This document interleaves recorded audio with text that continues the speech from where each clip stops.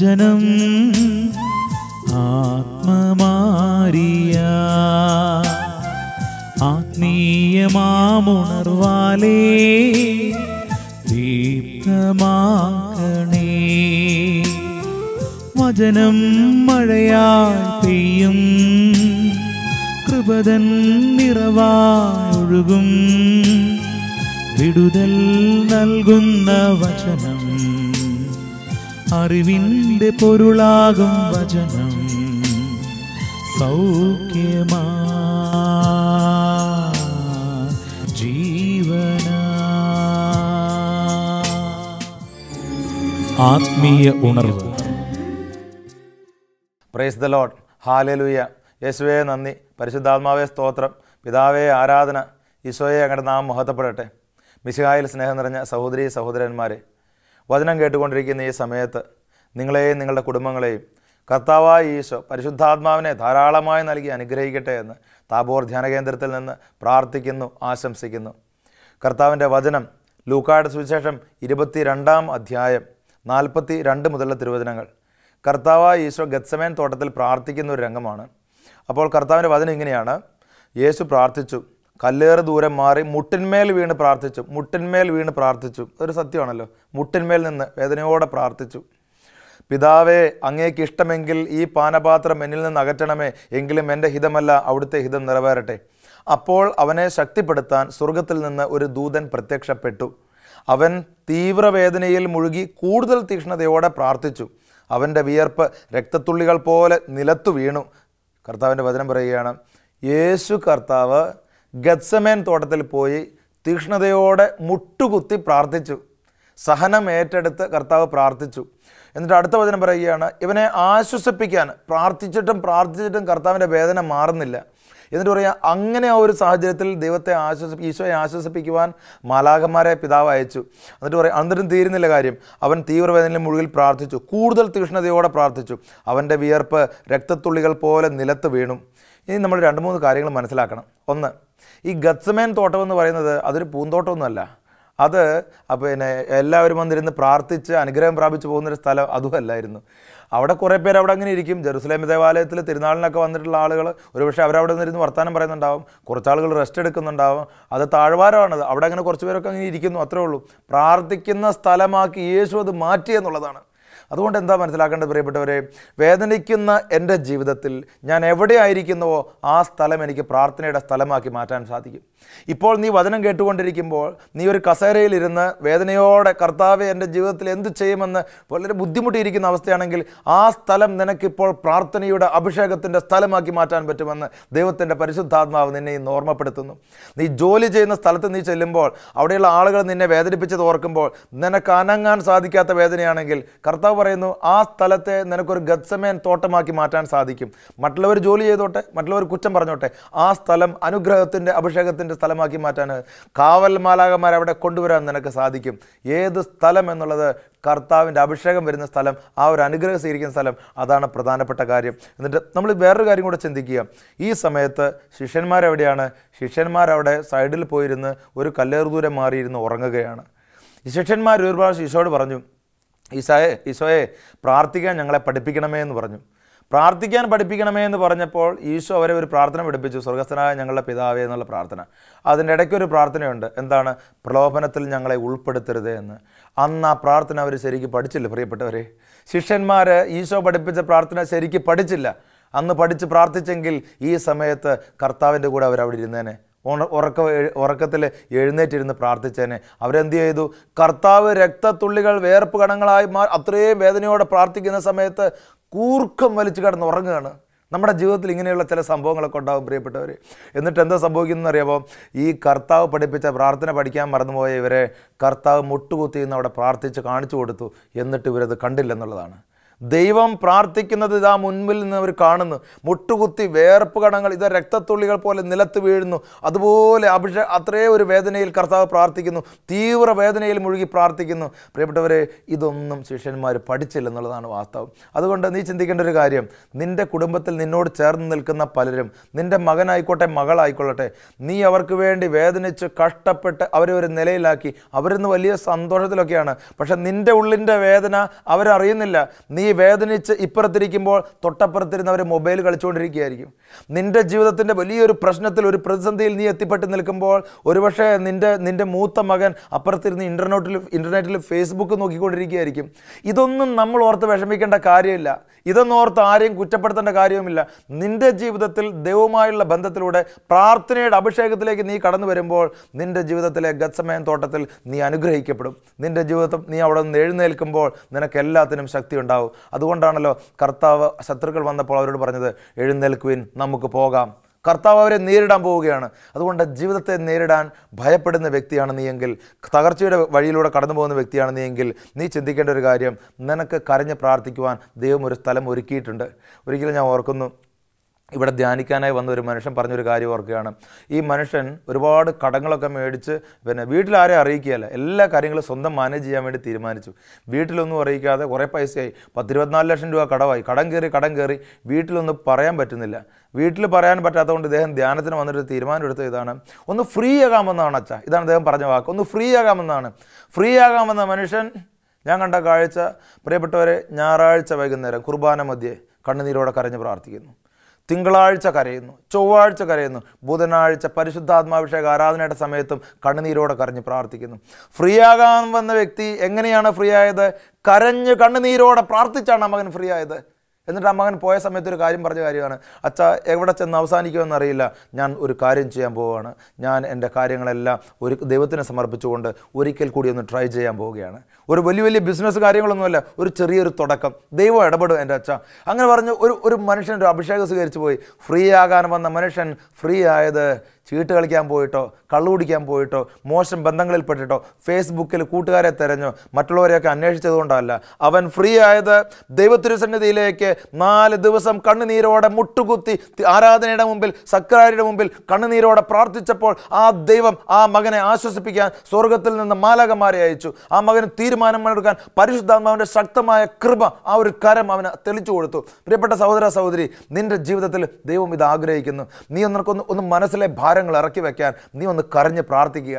ദൈവം കണ്ണുനീരോടെ പ്രാർത്ഥിച്ചെങ്കിൽ, പിതാവായ ദൈവത്തിൻ്റെ മുമ്പിൽ, തൻ്റെ അപ്പൻ്റെ മുമ്പിൽ കരഞ്ഞ് പ്രാർത്ഥിച്ചെങ്കിൽ, നീ പ്രാർത്ഥിക്കുമ്പോൾ ആ വേദന ദൈവത്തിന് മനസ്സിലാക്കാൻ പറ്റും. ദൈവത്തിന് മനസ്സിലാക്കാൻ പറ്റുന്നതായിട്ട് ഒരു കാര്യവും നിൻ്റെ ജീവിതത്തിലില്ല.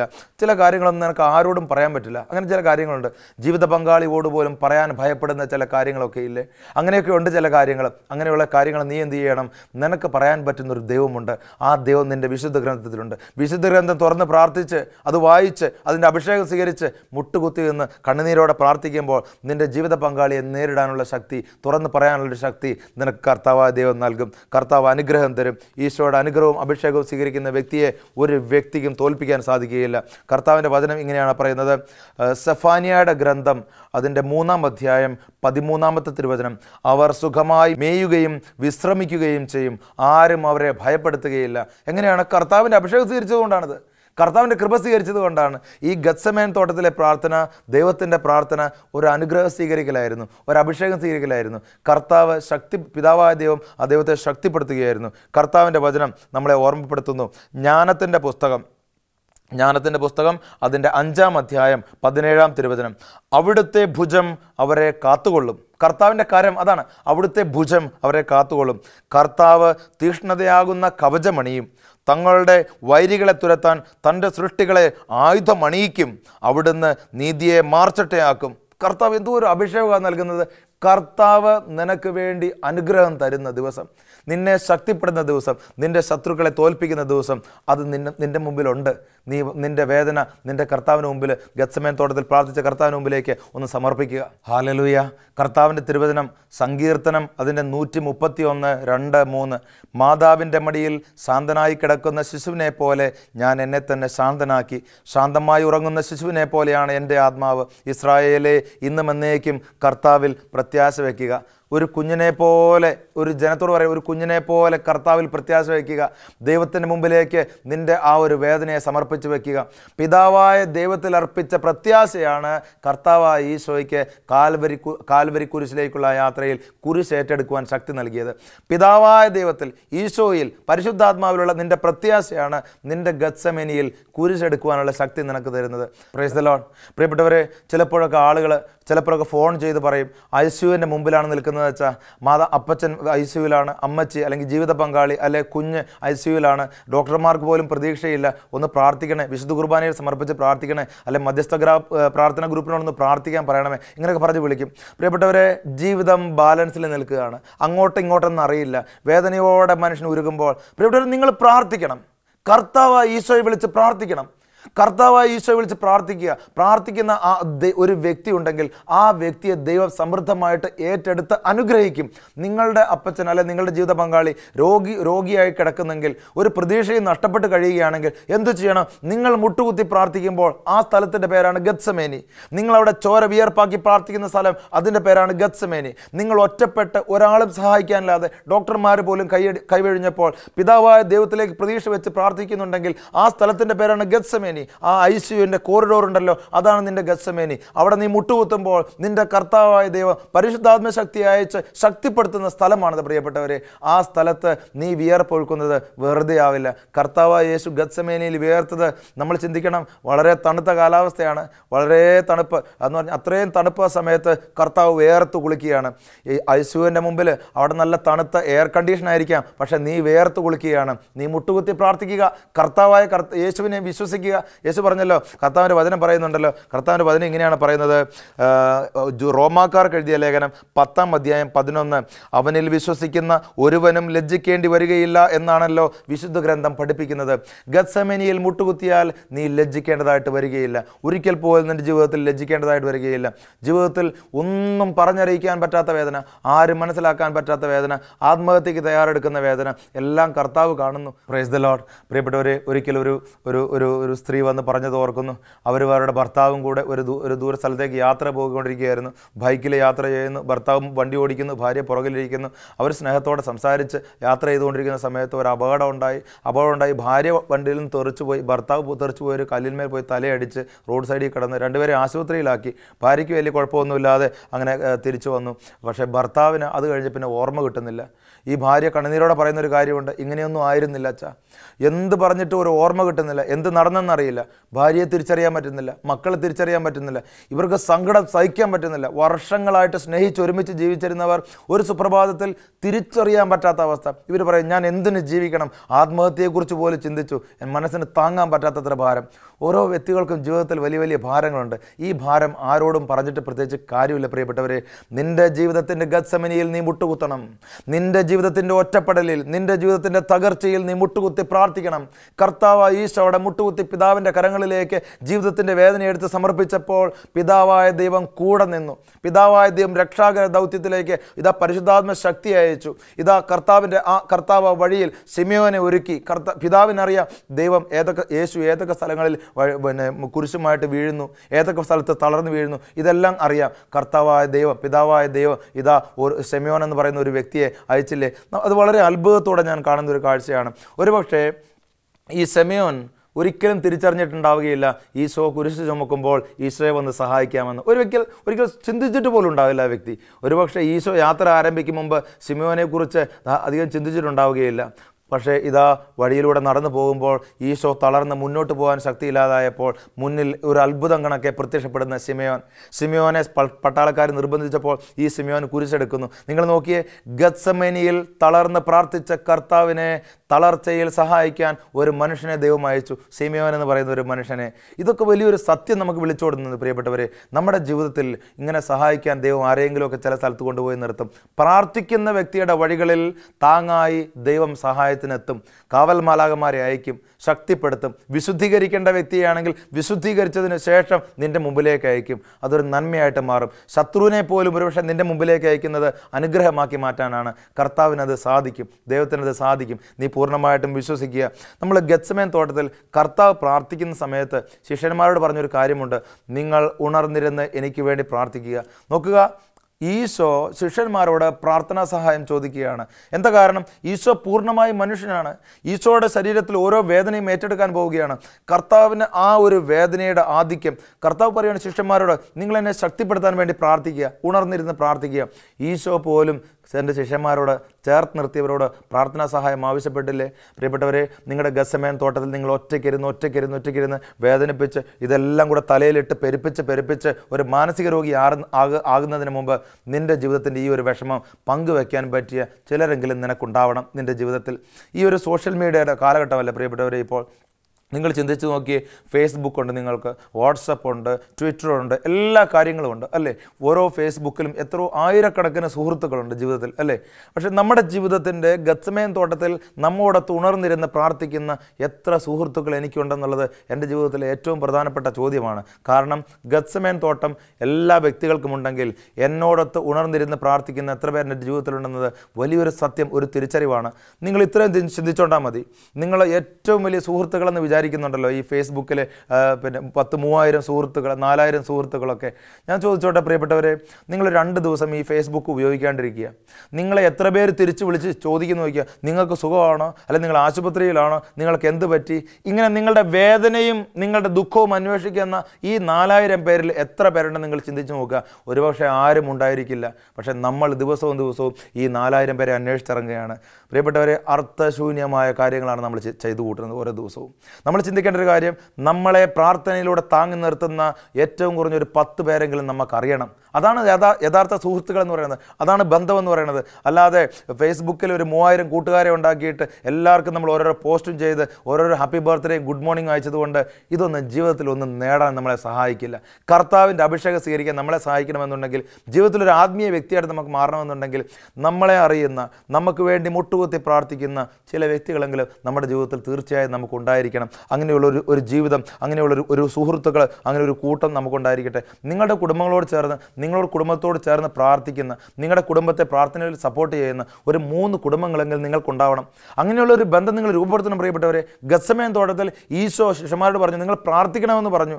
കർത്താവ് എല്ലാം പഠിപ്പിച്ചു. അങ്ങനെ നമുക്ക് കർത്താവ് ആഗ്രഹിക്കുന്നു അത്. നിങ്ങളുടെ ജീവിതത്തിൽ അങ്ങനെ നിങ്ങൾക്ക് വേണ്ടി പ്രാർത്ഥിക്കുന്ന കുറച്ച് ആളുകൾ ഉണ്ടാവണം. നിങ്ങളുടെ ജീവിതത്തിൽ നിങ്ങളുടെ കുടുംബത്തെ പ്രാർത്ഥനയിലൂടെ സപ്പോർട്ട് ചെയ്യുന്ന ചില ആളുകൾ ഉണ്ടാവണം. ആ ജീവിതത്തിൽ വളരെ പ്രധാനപ്പെട്ട ഒരു കാര്യം. നമ്മൾ കഴിക്കുന്ന ഭക്ഷണം പോലെ, നമ്മൾ കുടിക്കുന്ന വെള്ളം പോലെ, നമ്മൾ ശ്വസിക്കുന്ന വായു പോലെ വളരെ പ്രധാനപ്പെട്ട ഒരു കാര്യമാണ് നമ്മളെ സപ്പോർട്ട് ചെയ്യുന്ന, പ്രാർത്ഥനയിലൂടെ സപ്പോർട്ട് ചെയ്യുന്ന ആളുകൾ. പ്രാർത്ഥിക്കുന്ന വ്യക്തികൾ നമ്മുടെ കൂടെ ഉണ്ടെങ്കിൽ നമ്മൾ അനുഗ്രഹിക്കപ്പെടും. ചില സമയത്തൊന്നും നമുക്ക് പ്രാർത്ഥിക്കാൻ പോലും പറ്റിയെന്ന് വരികയില്ല. അങ്ങനെ ചില കാലഘട്ടങ്ങളുണ്ട്. ഞാൻ ഓർക്കുന്നു, ചില പ്രാർത്ഥനാ റിക്വസ്റ്റുകൾ ഇങ്ങനെ എഴുതി അയക്കാറുണ്ട് ആളുകൾ. അവരിങ്ങനെയാണ് എഴുതുന്നത്, അച്ഛാ എന്ത് പ്രാർത്ഥിക്കണമെന്ന് എനിക്കറിയില്ല, ഞാൻ അത്രയും വലിയൊരു സങ്കടാവസ്ഥയിലാണ്, പ്രാർത്ഥിക്കാൻ എനിക്ക് തോന്നുന്നില്ല, മടുത്തുപോയി, എനിക്ക് വേണ്ടി പ്രാർത്ഥിക്കണമേ. അതിലൊരു വലിയൊരു അർത്ഥം ഒളിഞ്ഞു കിടപ്പുണ്ട്. നിങ്ങൾ ശ്രദ്ധിച്ചോ? അവർ പറയുന്നത് എന്താണെന്നറിയോ? എന്ത് പ്രാർത്ഥിക്കണമെന്നറിയില്ല എന്ന് പറഞ്ഞാൽ മനസ്സ് തകർന്നു. എന്നിട്ട് പറയുകയാണ് എനിക്ക് വേണ്ടി പ്രാർത്ഥിക്കണം എന്ന് പറഞ്ഞാൽ, നിങ്ങൾ ആരെങ്കിലും പ്രാർത്ഥിച്ചാൽ ദൈവം കേൾക്കും, എനിക്ക് പ്രാർത്ഥിക്കാൻ പറ്റുന്നില്ല. ഇങ്ങനത്തെ ചില സാഹചര്യങ്ങൾ ജീവിതത്തിലുണ്ട്. നിങ്ങൾക്ക് പ്രാർത്ഥിക്കാൻ പറ്റുന്നില്ല, പക്ഷേ നമുക്ക് പ്രാർത്ഥന ചോദിക്കാൻ പറ്റിയ ചില ആളുകളുണ്ടാവും. നമ്മുടെ കുടുംബങ്ങളിലായിക്കൊള്ളട്ടെ, അല്ലെ വ്യക്തിബന്ധങ്ങളിലായിക്കൊള്ളട്ടെ, ഏതുമായിക്കൊള്ളട്ടെ, നമ്മൾക്ക് പ്രാർത്ഥന ചോദിക്കാൻ പറ്റിയ ചില വ്യക്തികൾ ഉണ്ടായിരിക്കണം. ഗത്സമേൻ തോട്ടത്തിലെ അനുഭവം നമ്മളെ പഠിപ്പിക്കുന്നതാണ്. നമുക്ക് പ്രാർത്ഥിക്കാൻ പറ്റിയ ആളുകൾ, നമുക്ക് പ്രാർത്ഥന ചോദിക്കാൻ പറ്റിയ ആളുകൾ നമ്മുടെ ജീവിതത്തിൽ ഉണ്ടാവണം. അങ്ങനെ നമ്മൾ കണ്ടെത്തണം ഇന്ന്. Praise the Lord, hallelujah. കർത്താവായ ഈശോ ആ പ്രാർത്ഥനയുടെ സമയത്ത് ശിമിയോനോട് പറഞ്ഞൊരു വലിയൊരു കാര്യമുണ്ട്. അത് ഈ കാര്യമാണല്ലോ പ്രിയപ്പെട്ടവരെ. ശിമിയോനെ, നിൻ്റെ ശരീരം ബലഹീനമാണ്, ആത്മാവ് സന്നദ്ധമായിരിക്കാം, ശരീരം ബലഹീനമാണ്. ഇതൊരു വലിയ വാണിംഗ് ആണ് പ്രിയപ്പെട്ടവരെ. കർത്താവ് പറയുന്നു, ഗത്സമനിയിൽ നീ പ്രാർത്ഥിക്കുമ്പോൾ, നിൻ്റെ ആത്മാവ് ശക്തിപ്പെടുമ്പോൾ നിൻ്റെ ശരീരത്തിൽ ദൈവകൃപ നിറയും. നിൻ്റെ ആത്മാവ് സന്നദ്ധമാണെന്ന് പറഞ്ഞാൽ ആ ആത്മാവിലൂടെ നീ പ്രാർത്ഥിച്ച് തുടങ്ങണം. നിൻ്റെ ആത്മാവ് സന്നദ്ധമാണെങ്കിൽ ആത്മാവിലൂടെ പ്രാർത്ഥിച്ച് ശക്തി പ്രാപിച്ച് നിൻ്റെ ശരീരത്തെ നീ ഒരുക്കണം, നിൻ്റെ ജീവിതത്തെ നീ ഒരുക്കണം, നിൻ്റെ കുടുംബത്തെ നീ ഒരുക്കണം. ആ ഒരുക്കൽ വളരെ പ്രധാനപ്പെട്ട കാര്യം. ഗത്സമേൻ തോട്ടത്തിലെ പ്രാർത്ഥന ഒരു ഒരുക്ക ശുശ്രൂഷയായിരുന്നു. കർത്താവിൻ്റെ കാൽവരി മലയിലേക്കുള്ള ആ കുരിശും വഹിച്ചുള്ള യാത്രയുടെ ഒരുക്ക ശുശ്രൂഷയായിരുന്നു പ്രിയപ്പെട്ടവരെ ഗത്സമേൻ തോട്ടത്തിലെ പ്രാർത്ഥന. ആ കർത്താവിൻ്റെ പ്രാർത്ഥന, കർത്താവ് പറഞ്ഞല്ലോ ശിഷ്യന്മാരോട്, നിങ്ങളുടെ ശരീരം ബലഹീനമാണ്, അന്നേരം പ്രാർത്ഥിക്കാനാണ് പറഞ്ഞു. ഉണർന്നിരുന്ന് പ്രാർത്ഥിക്കുക. ഇങ്ങനെ മടുപ്പ് തോന്നി കിടന്നുറങ്ങരുത്. കർത്താവ് പറയുന്നതാണ്, വെറുതെ ഇങ്ങനെ ഉറങ്ങുകയാണ്, വെറുതെ ഒരു ദുശീലങ്ങൾ കടിമപ്പെട്ട് ജീവിക്കുകയാണ്, അലസമായിട്ട് ജീവിക്കുകയാണ്. കർത്താവ് പറയുന്നു, നീ പ്രാർത്ഥിക്കുക, ശക്തമായിട്ട് പ്രാർത്ഥിക്കുക. കർത്താവ് പറഞ്ഞ കാര്യം. പക്ഷേ ശിമയോൻ അത് ചെയ്തില്ല. കർത്താവ് പറഞ്ഞല്ലോ നിൻ്റെ ശരീരം ബലഹീനമാണെന്ന്. ബലഹീനമായ ശരീരമാണ് പത്രോസിനെ ഈശോയെ തള്ളിപ്പറയാൻ പ്രേരിപ്പിച്ചത്. പിന്നീട് നമ്മൾ കാണുന്ന പത്രോസിനെ ഇതാ രാജകൊട്ടാരത്തിൽ വെച്ച് തീ കായുന്ന സ്ഥലത്ത് വെച്ചിട്ടാണ്. നോക്കുക, അവൻ തണുപ്പടിച്ചപ്പോൾ അവൻ്റെ ശരീരത്തിൽ ഒരു അസ്വസ്ഥതയുണ്ടായി. അവൻ എന്ത് ചെയ്തു? തീ കായാൻ വേണ്ടി ഓടി. തീ കായാൻ വേണ്ടി ഓടിച്ചെന്ന സ്ഥലത്താണ് അവൻ ആ സ്ത്രീയുടെ മുമ്പിൽ കർത്താവിനെ തള്ളിപ്പറഞ്ഞത്. ബലഹീനമായ ശരീരവുമായി നമ്മൾ ജീവിച്ചാൽ കർത്താവിൽ നിന്ന് അകന്നു പോകും. ഉറപ്പായിട്ടുള്ള കാര്യമാണ്. പ്രാർത്ഥിക്കാതെ, ആത്മാവിനെ ഒരുക്കാതെ, ജീവിതത്തിൽ അലസമായി ജീവിക്കുന്ന ഏതൊരു മകനും മകളും ദൈവകൃപയ്ക്ക് വേണ്ടി പ്രാർത്ഥിക്കണം. അല്ലെങ്കിൽ എന്ത് ചെയ്യും? ചില തീ കാഞ്ഞ് നമ്മൾ അന്വേഷിക്കും. തീ അന്വേഷിച്ച് നമ്മൾ പോകും. തീ അന്വേഷിച്ച് പോകുമ്പോൾ ബലഹീനമായ ശരീരം താഴെ വീഴും. അങ്ങനെയാണ് കർത്താവിനെ ഈ പത്രോസ് തള്ളിപ്പറയണത്. പത്രോസ് 3 പ്രാവശ്യം ഈശോയെ തള്ളിപ്പറഞ്ഞു. 3 പ്രാവശ്യം ഈശോയെ തള്ളിപ്പറഞ്ഞെങ്കിൽ ഇതാ അവൻ വീണ്ടും ഒരിക്കൽ കൂടി പ്രാർത്ഥിച്ചു. ആ പ്രാർത്ഥിച്ചത് തീഷ്ണത ഒരല്പം കൂട്ടി തന്നെ പ്രാർത്ഥിച്ചു. അവൻ പ്രാർത്ഥിച്ചത് എവിടെയാണ്? മാതാവിനോടും മറ്റു ശിഷ്യന്മാരോടും എല്ലാവരോടും കൂടെ ഈശോയുടെ മരണശേഷം അതാ അവിടെ ഇരുന്ന് സഹീയോൻ മാളികയിൽ ഇരുന്ന് പ്രാർത്ഥിക്കുകയാണ്. ശക്തമായ പ്രാർത്ഥന, ഭൂമി കുലുക്കുന്ന പ്രാർത്ഥന, വേദനയോടുള്ള പ്രാർത്ഥന, എല്ലാ കാര്യങ്ങളെയും സമർപ്പിച്ചുള്ള പ്രാർത്ഥന. ആത്മാവ് വന്ന് നിറഞ്ഞു. അവൻ അവിടുന്ന് എഴുന്നേറ്റു. ആത്മാവ് സന്നദ്ധമായപ്പോൾ, ശരീരത്തിലേക്ക് ആ കൃപ വന്ന് നിറഞ്ഞപ്പോൾ അവൻ്റെ പ്രാർത്ഥന അഭിഷേകമായി മാറി. ആദ്യത്തെ പ്രസംഗത്തിൽ 3000 പേരെ ക്രിസ്ത്യാനികളാക്കി മാറ്റാൻ അവന് സാധിച്ചു. 3 പ്രാവശ്യം കർത്താവിനെ തള്ളിപ്പറഞ്ഞവൻ ഒറ്റ പ്രസംഗം കൊണ്ട് 3000 പേരെ കർത്താവിലേക്ക് അടുപ്പിച്ചു. നോക്കുക, ഇതാണ് അഭിഷേകം. നിൻ്റെ ജീവിതത്തിൽ കർത്താവ് ഇടപെടുന്ന സമയം അഭിഷേകത്തിൻ്റെ സമയം. നമ്മൾ തീർച്ചയായിട്ടും പ്രാർത്ഥിക്കണം പ്രിയപ്പെട്ടവരെ. ശരീരത്തിൻ്റെ ബലഹീനതകൾ വെച്ച് എനിക്ക് പ്രാർത്ഥിക്കാൻ സാധിക്കില്ല, ഇങ്ങനെയൊന്നും പറഞ്ഞ് ജീവിക്കാൻ പാടില്ല. നിൻ്റെ വേദനയിൽ, നിൻ്റെ ഒറ്റപ്പെടലിൽ, നിൻ്റെ ദുഃഖത്തിൽ നിനക്ക് വേണ്ടി ഒരു ഗത്സമേൻ തോട്ടമുണ്ട്. നിനക്ക് കരയാനൊരു സ്ഥലമുണ്ട്. ആ സ്ഥലത്ത് പോയി നീ കരഞ്ഞ് പ്രാർത്ഥിക്കുമ്പോൾ നിൻ്റെ ശരീരത്തിലെ ബാധിച്ചിരിക്കുന്ന ആ ഒരു മരവിപ്പിൽ നിന്ന് മാറി ദൈവത്തിൻ്റെ ഒരു അഭിഷേകം നിൻ്റെ ഉള്ളിൽ വന്ന് നിറയും. നിൻ്റെ ഉള്ളിൽ വന്ന് നിറയുന്ന അഭിഷേകത്തെക്കുറിച്ച് യോഹന്നാൻ്റെ സുവിശേഷം 1 യോഹന്നാൻ എഴുതിയ ലേഖനം, 1-ാം ലേഖനം അതിൻ്റെ 4-ാം അധ്യായം പറയുന്നു, 4-ാം തിരുവചനം, നിങ്ങളുടെ ഉള്ളിലുള്ളവൻ ലോകത്തിലുള്ളവനേക്കാൾ വലിയവനാണ്. നിങ്ങളുടെ ഉള്ളിലുള്ളവൻ ലോകത്തിലുള്ളവനേക്കാൾ വലിയവനാണ്. വേദനിക്കുന്ന സഹോദര, വേദനിക്കുന്ന സഹോദരി, നിങ്ങളുടെ ഉള്ളിലുള്ളവൻ ലോകത്തിലുള്ളവനേക്കാൾ വലിയവനാണ്. നീ കരഞ്ഞ് പ്രാർത്ഥിക്കുമ്പോൾ നീ എവിടെയായിരിക്കുന്നുവോ അവിടെ നിന്ന് നിനക്കൊരു ഉയർത്തെഴുന്നേൽപ്പുണ്ട്. നിൻ്റെ ജീവിതത്തിലെ കണ്ണുനീര് കർത്താവ് കാണുന്നു. നിൻ്റെ ജീവിതത്തിലെ തകർച്ചയിലേക്ക് ഇതാ ദൈവത്തിൻ്റെ ആത്മാവ് കടന്നു വരുന്നു. ദൈവം സഹായിക്കാനായി ശിമയോനെ പോലെ ആരെയെങ്കിലുമൊക്കെ വഴികളിൽ നിർത്തിയിട്ടുണ്ടാകും. കർത്താവിൻ്റെ പ്രാർത്ഥനയ്ക്കൊടുവിൽ കർത്താവ് പറഞ്ഞു, വരുവിൻ നമുക്ക് പോകാം, ഞാൻ തയ്യാറായിരിക്കുന്നു. നിൻ്റെ ജീവിതത്തിൻ്റെ പ്രാർത്ഥന ഒരു തയ്യാറെടുപ്പ്, നിൻ്റെ ജീവിതത്തിൻ്റെ പ്രാർത്ഥന ഒരു അനുഗ്രഹം. കർത്താവിൻ്റെ വചനം ബാറൂക്കിൻ്റെ ഗ്രന്ഥം 6-ാം അധ്യായം അതിൻ്റെ 7-ാം തിരുവചനം, എൻ്റെ ദൂതൻ നിങ്ങളുടെ കൂടെയുണ്ട്, അവൻ നിങ്ങളുടെ ജീവൻ കാത്തു സൂക്ഷിക്കുന്നു. ദൈവം നിങ്ങളെ കാത്തു സൂക്ഷിക്കുന്നു. ദൈവം നിങ്ങളെ അനുഗ്രഹിക്കുന്നു. തകർച്ചയിൽ നിന്ന് മാറി സന്തോഷത്തിൻ്റെയും സമാധാനത്തിൻ്റെയും അനുഗ്രഹത്തിൻ്റെയും ഒരു ജീവിതത്തിലേക്ക് ഇതാ എഴുന്നേൽക്കുവാൻ, ഉയർത്തെഴുന്നേൽക്കുവാൻ ദൈവം നിന്നെ ക്ഷണിക്കുന്നു. ഗത്സമേൻ തോട്ടം നിൻ്റെ മുമ്പിലുണ്ടെങ്കിൽ അവിടെ നിന്നൊരു ഉയർത്തെഴുന്നേൽപ്പ് കർത്താവ് നിന്നെ വിളിച്ചു കൊണ്ടുപോകാൻ, കർത്താവ് നിന്നെ അനുഗ്രഹമാക്കി മാറ്റുവാൻ ആഗ്രഹിക്കുന്നു. ദൈവം നിന്നെയും നിൻ്റെ കുടുംബത്തെയും സമൃദ്ധമായി അനുഗ്രഹിക്കട്ടെ, ഇപ്പോഴും എപ്പോഴും എന്നേക്കും. ആമേൻ.